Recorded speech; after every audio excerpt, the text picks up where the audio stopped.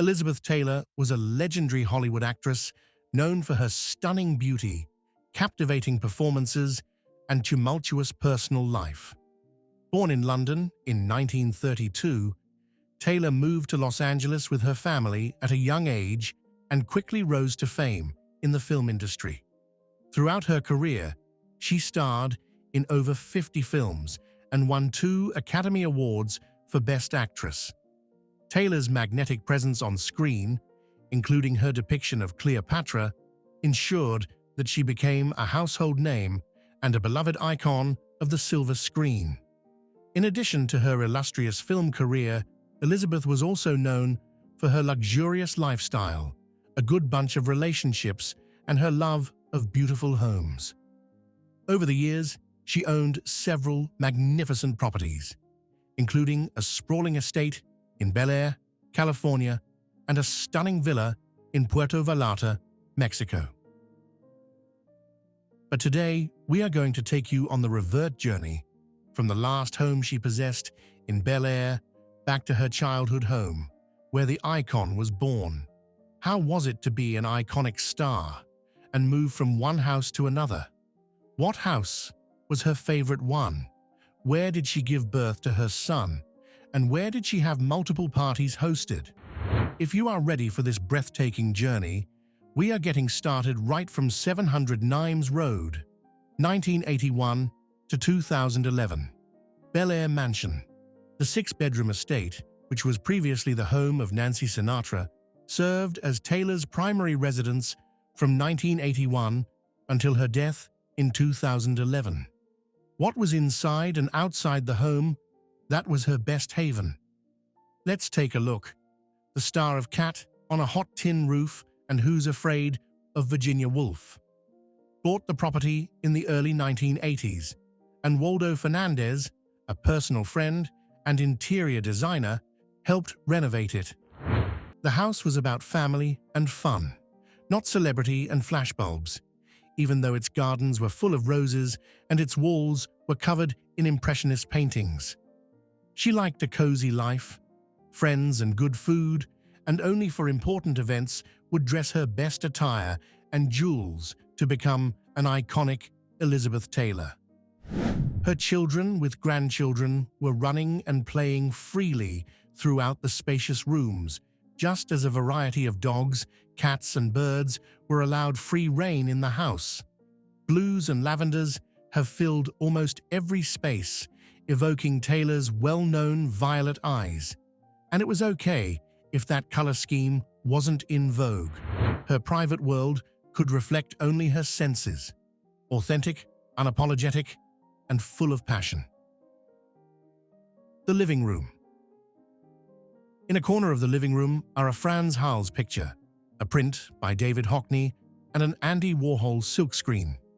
The bronze horses were carved by her daughter Liza Todd TV, and the chaise longues are covered in fabric by Rogers and Goffigon. As a focal point, Holland and Sherry linen dresses the chairs.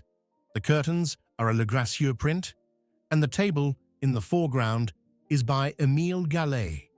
Only by taking a look, we can't but smell the violet scent.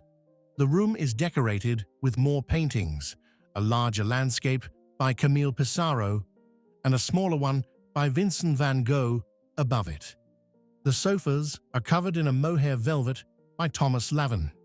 Enormous humanitarian awards, family portraits, and Oscars line the adjoining trophy room. The chairs here are upholstered in a Larson linen. A country kitchen, 2 powder rooms, one with a sauna and a shower for the pool, a screening room, a master suite, 2 bedrooms with entrance to the garden, and a maid's quarters are all located on the first floor. The master bedroom. We are taking steps into the light blue heaven, where anyone can feel like a celebrity or bohemian princess. Schumacher wallpaper lines the master bedroom, and the bed is dressed in Pratisi linens. Elizabeth has brought in her most treasured and valuable items, including her childhood relics, just like a deer painting she hangs on the wall beside the bed. On the other side, closer to the window, the light wardrobe upholds even more precious memories. Framed portraits of Elizabeth's parents.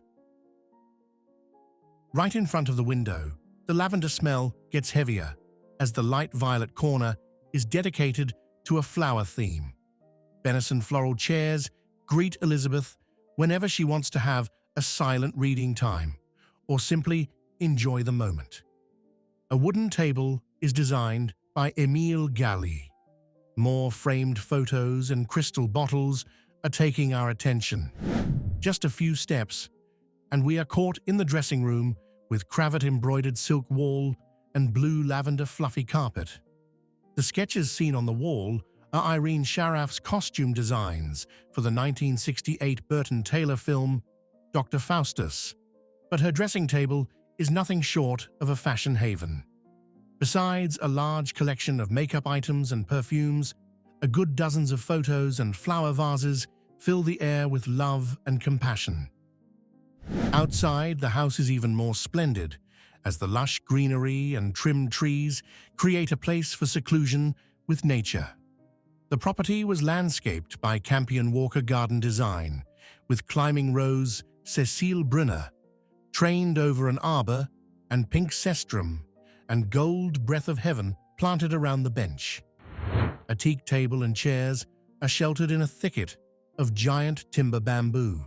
The combination of pink-flowered abutilon-spotted dead nettle and red and white snapdragons creates the illusion of a vibrant English floral border.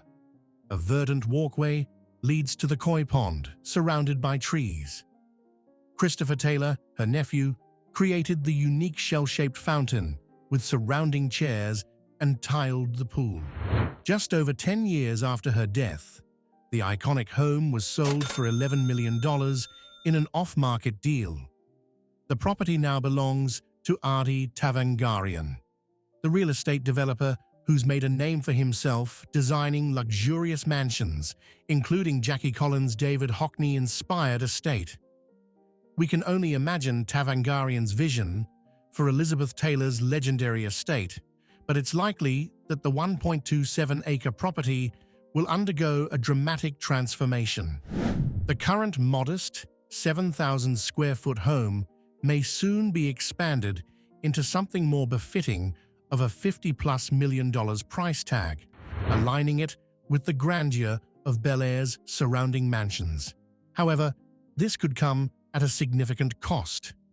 Admirers of Elizabeth Taylor and preservationists may be disheartened to hear that her iconic residence is likely to be demolished to make way for a colossal modern estate. What do you think? Should the homes of Hollywood icons be preserved for their cultural significance, or should the value of the land take precedence? 1960s to 1990. Casa Kimberly. Once a small fishing village, Puerto Vallarta became a world-class destination after Elizabeth Taylor and Richard Burton made it their home. Casa Kimberly, the white stucco villa, has captured the hearts of many since its construction in the early 1960s. Nestled in the charming town of Puerto Vallarta, Mexico, this stunning property served as the backdrop for Taylor's tumultuous love affair with Richard Burton. The villa's classic Caribbean architecture and lush surroundings provide a picturesque setting that perfectly encapsulates the glamour and romance of Taylor's life. The villa's white stucco exterior exudes elegance and sophistication, reminiscent of the old Hollywood charm that Taylor herself possessed. The curved archways and terracotta roof tiles add a touch of Spanish influence to the overall design, creating a timeless aesthetic that has stood the test of time. Now, inside the villa, guests are greeted with a blend of traditional Mexican decor and luxurious furnishings. The spacious living areas are adorned with vibrant colors, intricately carved wooden furniture, and exquisite artwork that reflects Taylor's eclectic taste and vibrant personality. The bedrooms are equally inviting, with plush bedding, ornate headboards, and stunning views of the surrounding mountains and ocean. One of the most iconic features of Casa Kimberly is the famous Bridge of Love that connects Taylor's villa to Burton's adjacent home. This symbolic bridge, adorned with colorful tiles and wrought iron railings, served as a romantic meeting place for the famous couple during their passionate love affair. Today, the bridge remains a popular spot for visitors to snap photos and bask in the aura of Hollywood romance that still lingers in the air. Elizabeth owned Casa Kimberly until 1990, when she sold it, leaving behind the home's original furnishings, art, and her other personal property. Although it is currently operated as a bed and breakfast, you are welcome to visit and have a tour. Apart from the love story Nestled, Richard Burton presented Elizabeth with the steamboat called the Odyssea, which cost him up to $200,000. The family renamed it the Charisma after their daughters, Kate Burton, Liza Todd, and Maria Burton. The boat, which was renovated by designer Barbosa and decorated in Edwardian wood and chrome, could accommodate 14 people in total, including the 5-person crew in its 7 cabins and 2 staterooms. The yacht was filled to overflowing with exquisite artwork, including pricey pieces by Monet, Picasso, Van Gogh, and Van Leeming. Later, Elizabeth sold the Charisma for $6 million. 1960. Chalet Ariel, Gstaad, Switzerland. In the early 1960s, Elizabeth paid almost $300,000 for Chalet Ariel with her then-husband, Eddie Fisher. When the Fishers bought the chalet, Gstaad was rapidly rising to prominence as a preferred hangout for celebrities and the wealthy. Henry Ford II, Julie Andrews, Peter Sellers, and Lynn Frederick, Robert Wagner, and Natalie Wood, and Roger Moore would be among the inhabitants over the years. One of the most impressive features of Chalet Ariel is its design and architecture. The property is a classic Swiss chalet with a traditional wooden exterior and cozy interior. The chalet has been beautifully renovated and decorated to reflect Taylor's glamorous and sophisticated style. From the elegant furnishings to the luxurious amenities, every detail of the chalet exudes opulence and elegance. After divorcing Eddie Fisher, she had a brief time living inside the chalet with Richard Burton. After Elizabeth was the one to own this house, it was her frequent mainstay in a very busy and hectic life, and served as a place got many holidays and family gatherings. 1957. Schuyler Drive, Beverly Hills Villa. Now we are taking a tiny step back to her previous home she shared with American producer Mike Todd, who died in a plane crash the following year. During their short marriage, they lived in a white stucco Beverly Hills mansion in a Mediterranean style near Coldwater Canyon. The couple welcomed a daughter, Liza, but their residence didn't offer the high-profile pair very much privacy. Its front steps began right at the curb, winding around a turret that led up to an arched wood front door. Although not much information was available about the interior design of their home, now the house remains largely intact, but is now painted a rather vivid shade of coral. 1953, Beverly Hills Home. A beautiful house in Beverly Hills, not far from her parents, also takes a high momentum in Elizabeth's life. In 1952, she married English actor Michael Wilding, and a year later, after buying a fantastic home, gave birth to her first baby son, Michael. The 1953 year was a special year, and this one home will always stay in her heart, even after her death. In her autobiography, An Informal Memoir, she recalled the home as one whole wall was built of bark with fern and orchids growing up the bark, and the bar was made of stone. It was indeed difficult to distinguish between the outside and inside. All the colors she loved, off-white, white, Natural woods, stone, beige marble were everywhere. The home is situated behind a very protective gate and opens onto an immense front courtyard that leads to the main property, which is huge, with a large car park and a separate 3-car garage. Taylor and Wilding utilized the home largely as a retreat from their hectic lives in Los Angeles. The 6-bedroom, 7-bathroom home's floor-to-ceiling sliding doors, which run the length of the major sitting areas, provide expansive vistas from inside. The current owners updated the living and dining rooms with wooden beams on the walls and ceiling thanks to architect Bud Holden, who created houses for A-list celebrities like Barbra Streisand and Cher. The master suite's layout is emphasized by a raised octagonal cutout in the ceiling, which gives the room a distinctive octagonal shape. It also has floor-to-ceiling windows that look out over the lush backyard lawn and swimming pool, as well as a white brick fireplace. The house also has an art studio, 4 fireplaces, a huge home office, and a patio with a fountain. In 2018, for the first time, the house was put on market for breathtaking $15.9 million. And no wonder, as the house is just as impressive as it was when it was first built more than 65 years ago. 1949. Florida House. Elizabeth had a brief but exciting period of her life in Florida House.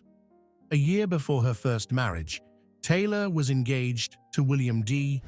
Pawley Jr., son of the diplomat William Pawley. The couple was living in the Miami Beach house owned by his father. She was then 17 years old, and it was her first time living apart from her family. Located on Sunset Islands, the home was built in 1941 by William Pawley, a former U.S. ambassador to Peru and Brazil and father of William Pawley Jr.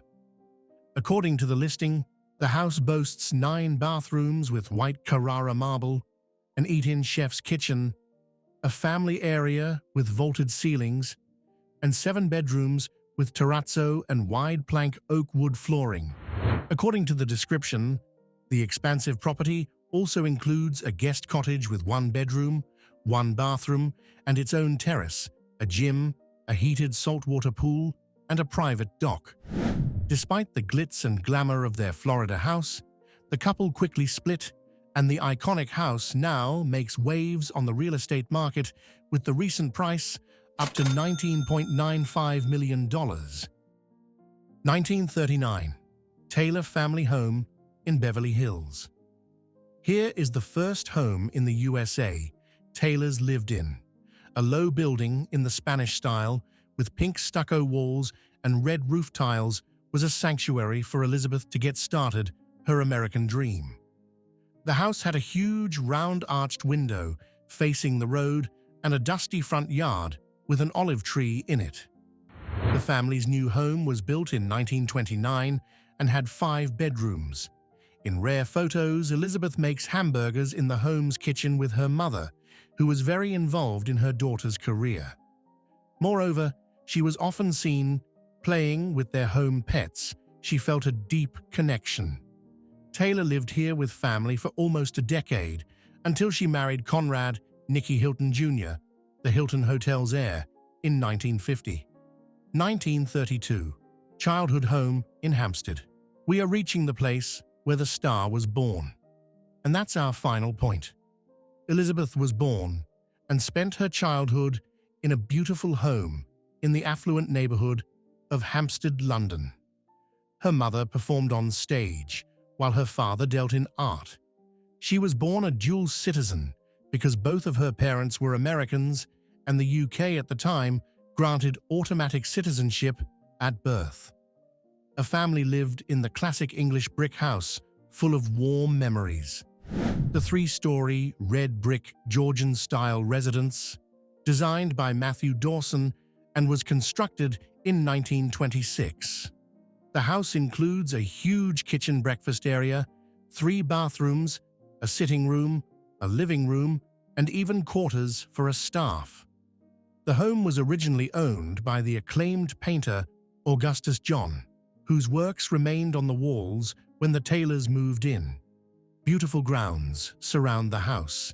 Elizabeth's mother, Sarah Taylor, wrote of the flaming snapdragons, rich red wallflowers, forget-me-nots, tulips almost 3 feet high, and a formal rose garden that terraced down to heath. According to reports, in 2008, Heathwood was put up for sale for the first time in almost 30 years for more than $7 million and sold quickly. Apart from the cozy house, Taylors owned Little Swallows Weekend and Summer Country Home, a 16th-century gamekeeper's lodge situated on Great Swifts, a country estate close to Cranbrook, Kent, owned by family friend Colonel Victor Cazalet. The house was formerly known locally as the Haunted House, a term made famous by Geoffrey Farnall in his book The Broad Highway.